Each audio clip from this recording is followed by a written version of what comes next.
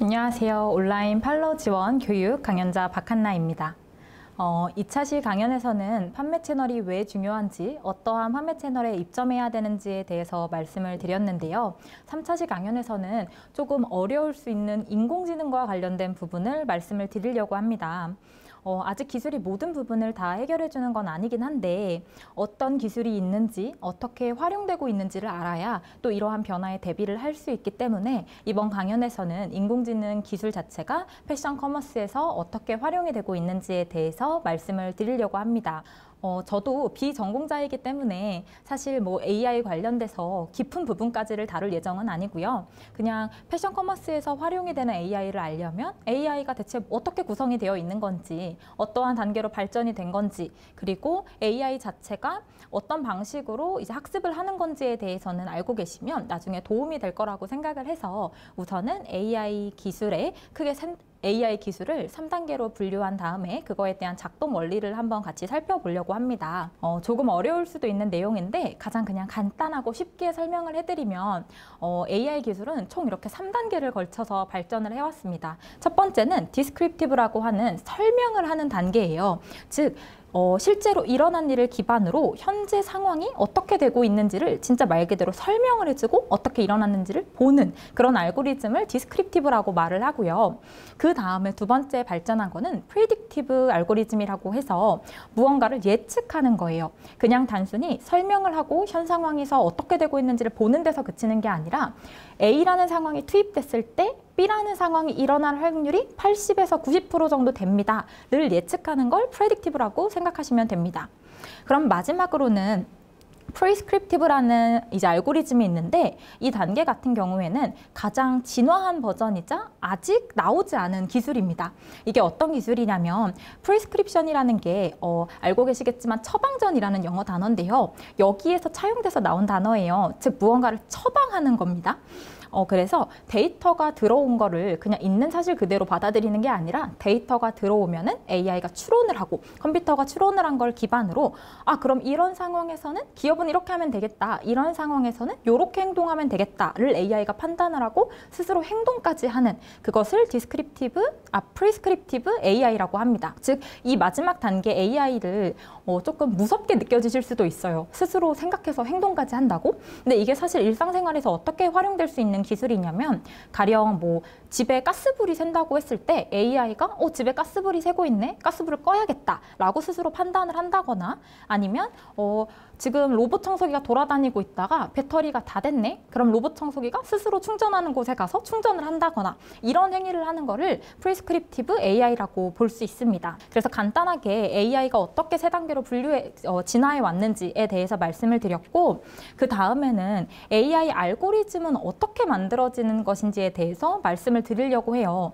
아마 머신러닝에 대한 얘기가 AI 짝꿍처럼 많이 들어보셨을 것 같은데 제가 이제 앞으로 말씀드릴 학습 방법은 세 가지입니다. 슈퍼바이스드 러닝, 언슈퍼바이스드 러닝, 그 다음에 리인포스 러닝이라고 해서 강화학습 이렇게 세 가지에 대해서 말씀을 드릴 예정인데요. 첫 번째 슈퍼바이스드 러닝은 뭔가 지도학습이에요. 한국어로 하면 지도학습인데 즉 사람이 컴퓨터에게 알려줍니다. 무엇을? 정답을 알려줘요. 어떻게 하라고 알려주냐면 가령 뭐 바나나의 수만 가지 이미지를 모아다 놓고 이런 이미지는 앞으로 바나나야. 그리고 수만 가지의 사과 이미지를 모아다 놓고 이런 이미지는 사과야 라고 하고 AI한테 물어보는 거예요. 자, 그랬을 때 이 이미지는 어디야? 라고 하면은 AI가 이제 정답을 알려줬으니까 이 이미지는 사과야 라고 답변을 하는 거죠. 뭐 더 다른 예시를 들자면 뭐 안경 쓴 사람은 오른쪽으로 분류를 해줘. 혹은 안경을 안 쓴 사람은 왼쪽으로 분류를 해줘 라고 했을 때 정답을 알려줬잖아요. 왼쪽으로 분류해라, 오른쪽으로 분류해라. 그러면 AI가 인공지능 그거에 맞춰서 안경 쓴 사람과 그렇지 않은 사람을 분류하는 이런 거를 저희는 슈퍼바이스드 러닝이라고 합니다. 그럼 언슈퍼바이스드 러닝이란 무엇이냐면 지도학습의 반대예요. 즉 가르쳐주지 않아요. 인간이 가르쳐주지 않습니다. 정답은 무엇이라고 알려주지 않아요. 정답은 무엇이라고 알려주지 않고 비슷한 데이터를 군집화해서 미래를 예측하는 학습 방법이에요. 조금 어렵게 느껴질 수도 있는데 AI 입장에서도 조금 어려운 학습 방법입니다. 예를 들어서 동물 중에 뭐 강아지, 기린, 고양이, 그리고 원숭이가 있다고 해볼게요. 그랬을 때 AI한테 이 동물이 뭐야? 라는 정답을 알려주는 게 아니라 이 동물들을 분류해봐 라고 하는 거예요. 그랬을 때 AI는 이걸 어떻게 분류를 할 수 있냐? 이 동물이 무엇이라고 정의 내려주지 않았으니까 AI가 이게 뭐라고 정의를 내릴 수는 없지만 아, 동물의 특징이 이렇구나 라는 거를 판단을 해서 분류, 그룹핑은 가능한 거죠. 즉 예를 들어서 다리가 4개인 동물은 강아지, 고양이, 기린이야. 다리가 2발로 움직이는 동물은 원숭이야. 그리고 목이 긴 동물은 기린이야. 이런 식으로 그룹화를 해서 그룹핑을 하는 알고리즘을 언슈퍼바이스드 러닝이라고 생각하시면 될 것 같습니다. 그리고 맨 마지막 reinforced learning 같은 경우에는 좀 앞서 말씀드린 뭐 supervised learning이나 아니면 unsupervised learning이랑은 조금 다른 개념이에요. 조금 다른 종류의 알고리즘인데 이 학습 방법 같은 경우에는 행동 심리학을 통해서 만들어진 학습 방법이에요. 조금 쉽게 생각하시면 학교의 상벌점 제도를 떠올리시면 좋을 것 같은데요. 이게 무슨 소리냐면은 컴퓨터가 학습을 잘해. 정답을 잘 말해주고 있어. 그러면 상을 주는 거예요. 옳지, 잘한다. 근데 컴퓨터가 제대로 정답을 도출해내지 못하고 컴퓨터가 계속 잘못된 답을 내고 있다면 못한다고 벌을 주는 거예요. 그럼 컴퓨터 입장에서 그것을 경험을 하고 체득을 해서 아, 지금 내가 잘하고 있는 행동은 이런 거구나, 못하고 있는 행동은 이런 거구나를 판단한 다음에 앞으로는 그거에 맞춰서 행동을 하게 되는 이런 거를 저희는 강화학습이라고 합니다. 사실 여기서 더 깊게 들어가면 정말 한도 끝도 없습니다. 그렇기 때문에 AI 관련된 그냥 기본 개념은 여기서 마치는 걸로 하고, 그렇다면 AI가 진짜 본격적으로 저희가 관심 있어 하는 패션 커머스나 그런 주얼리 커머스에는 어떻게 활용될 수 있는지에 대해서 말씀을 드리려고 해요. 패션 커머스가 우선적으로 검토해야 되는 AI 기술을 제가 한 8가지 정도로 뽑아 보았는데요. 그 8가지 중에서 4가지를 추려서 한번 자세하게 소개를 해드리려고 합니다.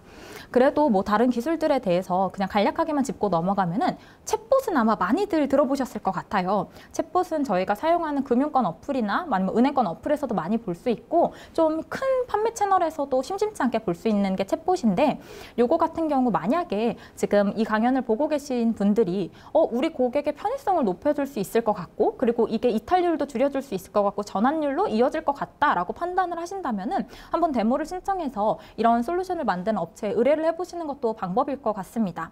그리고 두 번째, 인스토어 AI 같은 경우에는 매장 안에서 고객의 움직임을 분석하는 거예요.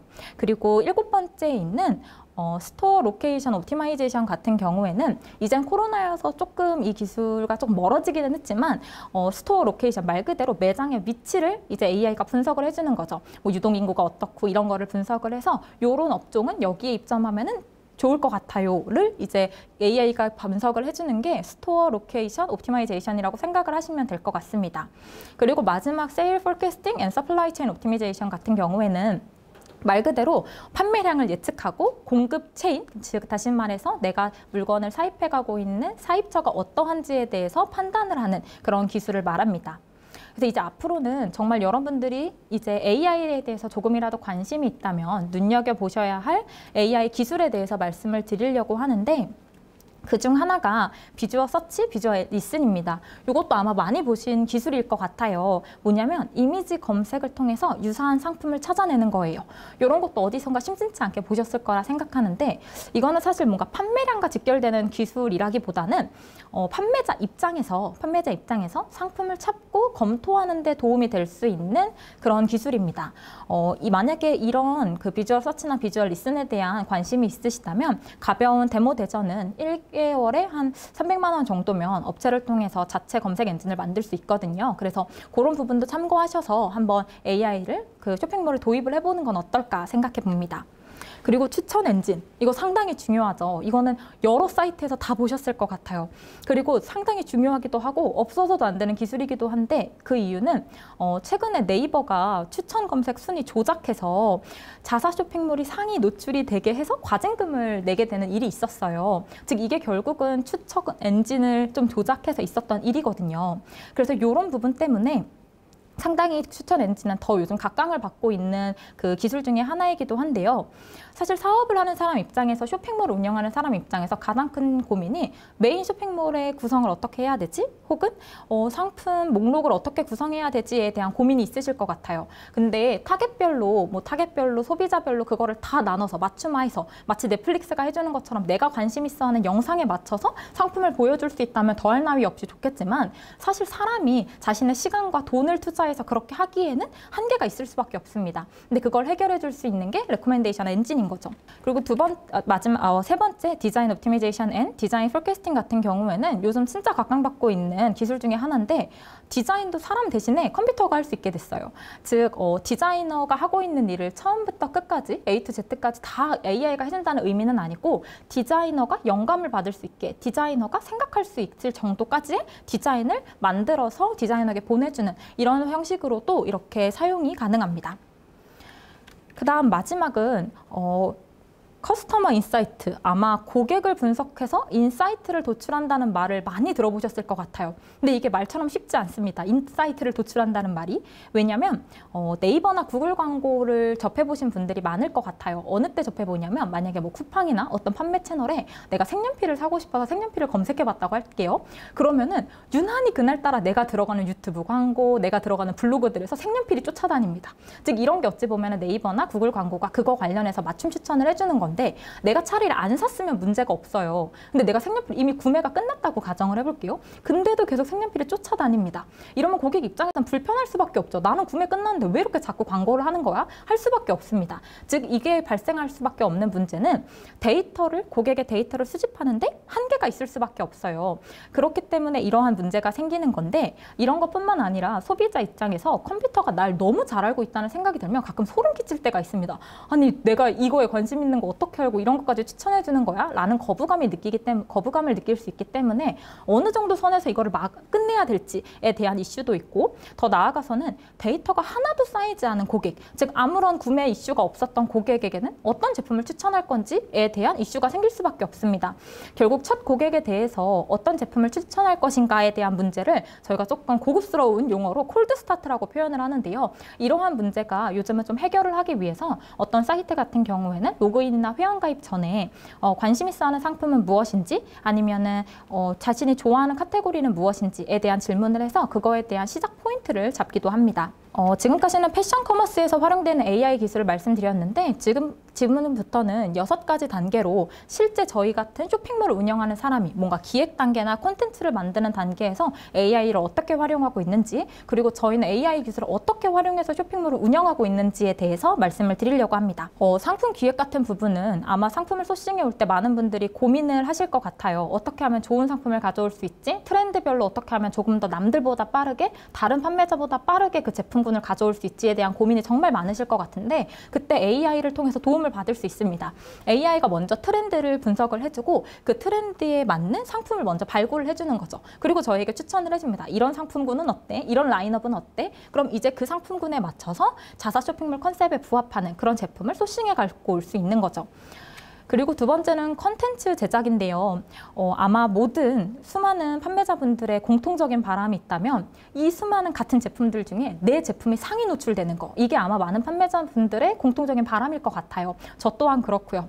그래서 그런 의미에서 어떤 키워드가 상세 페이지 그 상위 노출에 있어서 도움이 되는지 혹은 어떤 사진이 고객분들의 클릭률이 더 높은지를 분석을 해봐야 되는데 그런 점들을 있어서 또 AI의 활용을 받을 수 있습니다. 즉 이런 것을 통해서 뭔가 내가 경험이나 감각에 의존해서 이런 사진 좋아하지 않을까? 이런 키워드가 유용하지 않을까를 파악하는 게 아니라 진짜 데이터에 기반해서 이런 키워드가 뜰 거야. 이런 사진으로 찍어야 돼 라는 걸 추천받을 수 있는 거죠. 그리고 이거 같은 경우에는 저희가 실제로 AI 기술을 활용해서 진행하고 있는 부분 중에 하나인데 상품 진열입니다. 상품 진열 같은 경우에는 요즘 사실 뭐 카페24 같은 솔루션에서도 많이 이런 그런 솔루션들을 지금 지속적으로 만들어내고 있어요. 근데 저희는 지금 저희 회사 내에서 자체적인 엔진을 사용해서 이런 상품 추천이나 상품 진열을 진행을 하고 있는데 앞서 말씀드렸던 것처럼 판매를 하고자 하는 물건의 타겟층이 다양하고 그리고 그 타겟층별로 접속하는 시간이 달라지다 보면은 그 시간대별로 이 제품을 뭘 노출해야 좀 더 효율적일까? 뭐를 좀 더 노출해야 자사 쇼핑몰 내에서 마케팅의 효율을 끌어낼 수 있을까를 고민하고 계시는 판매자분들이 많을 거라고 생각이 듭니다. 그런 분들이 이렇게 AI 기술을 적용을 해서 활용을 하게 된다면 조금 더 시간적인 부분을 단축시키고 비용적인 부분도 단축시키면서 조금 더 고객분들에게 최적화, 자동화되는 시스템을 만들 수 있지 않을까 생각을 합니다. 그리고 그 다음에는 상품 관리 부분인데요. 상품 관리 부분에 있어서도 시간대별이나 요일대별의 판매량을 정말 체계적으로 분석을 해나갈 수 있습니다. 가끔 쇼핑몰을 처음 시작하시다 보면 많이 빠지는 착각 중에 하나가 뭐가 있냐면 문어발식 확장 전략이 먹힐 거라고 생각하는 거예요. 사실 초기에는 먹힐 수 있습니다. 이게 다시 말해서 무슨 말이냐면은 매출이 어떻게 발생하는지, 매출이 언제 떨어지고 있는지, 어느 요일에 매출이 덜 발생하는지에 대한 정확한 분석 없이 그냥 내가 열심히 제품 소싱해서 내 발로 뛰어서 제품 가지고 오고 사람들한테 이 제품을 판매하면 도움이 될 거야. 그리고 매출이 올라갈 거야 라고 생각하고 제품 수를 무한정 늘리는 거를 문어발식 확장 전략이라고 할 수 있는데, 이러한 확장 전략의 문제는 사실은 결국은 시간과 비용이 들어가는 문제예요. 그렇기 때문에 결국은 최대한의 효율로 최대의 이익을 낼 수 있도록 노력을 해야 되거든요. 그때 이제 AI가 그런 적정 재고나 아니면 적정 카테고리에 대한 부분을 알려줘서 그런 부분을 구색을 갖출 수 있게 되는 거죠. 그리고 마냥 잘 나갈 거라고 생각했던 제품도 어느 순간이 되면 악성 재고가 되기 마련입니다. 더 이상 안 팔리고 이 재고를 처리해야 되는 순간이 오는데, 그때 그냥 판매자의 감에 의존해서 한 이거는 반값에 팔지 뭐 라고 판단하는 게 아니라 이런 제품은 한 요 정도까지는 할인을 해도 될 것 같다. 혹은 이 정도 밑으로는 할인을 하는 게 오히려 손해다라는 거를 AI를 통해서, 인공지능을 통해서 추천을 받고 그거를 기반으로 조금 더 매출 할인, 매출 수익 상관지수 같은 데이터를 통해서 판단을 할 수 있게 되는 거죠. 그리고 채널 관리 같은 부분도 제가 앞서 2차 시 강연에서 채널이 얼마나 중요한지에 대해서도 말씀을 드렸어요. 그래서 그 강연에서 말씀을 드렸던 것처럼 채널별로 우리 쇼핑몰의 주요 매출처가 어디인지, 그리고 우리 쇼핑몰의 주요 사입처가 어디인지도 정확하게 분석을 하고 있어야 조금 더 수익을 내고 수익을 창출하고 매출을 올리는 데 도움이 될 수 있는데요. 그런 데 있어서 AI 기술은 채널 관리에 있어서도 큰 도움이 될 수 있습니다. 마지막은 이것 또한 저희가 현재 쇼핑몰에서 사용하고 있는 기술 중에 하나예요. 고객을 관리하는 데 있어서 사용하는 건데요.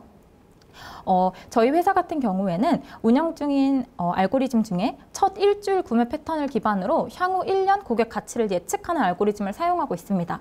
즉 단순히 이 고객이 처음 들어와서 제품을 사면은 무료 배송 쿠폰 주고 뭐 2,000원 적립금 주고 이런 그냥 좀 천편일률적인 할인 이벤트를 적용을 하는 게 아니라 첫 번째 구매 패턴을 살펴보고 이 고객은 우리에게 잠재적으로 정말 도움이 되는 고객이겠다. 우리에게 매출을 더욱더 많이 가져다 줄 수 있는 고객이겠다 하면은 그거에 맞춰서 적립금을 더 많이 준다거나 조금 더 할인 쿠폰을 준다거나 하는 식으로 마케팅을 할 수 있는데 도움이 될 수 있습니다. 3차 시 강연에서는 브랜드앤 AI 기술 활용법에 대해서 제가 말씀을 드렸어요. 근데 지금 저에게 들어온 질문 중에 챗봇을 지원해주는 사이트가 어디냐라는 질문이 들어왔는데요.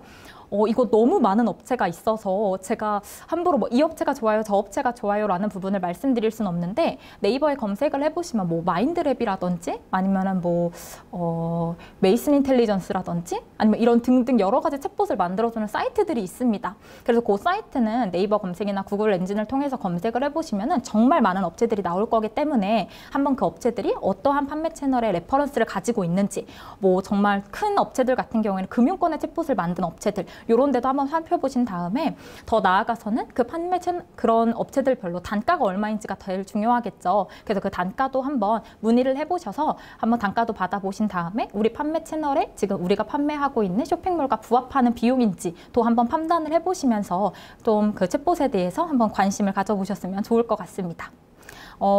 제가 지금까지는 조금 무거울 수 있는 AI 관련된 얘기를 진행을 했어요. 그래서 강의 시간 때문에 제가 조금 스킵한 부분도 있고 더 자세하게 다루지 못한 부분이 있는데, 만약에 AI 관련해서 진짜 저런 챗봇 같이 좀 관심이 있거나 아니면 궁금한 점이 있다, 나도 AI 한번 도입해보고 싶은데 도저히 모르겠다라고 하시는 분들은 여기 적혀있는 이메일로 저에게 문의를 주시면 제가 최대한 답변을 할 수 있도록 진행을 하겠습니다.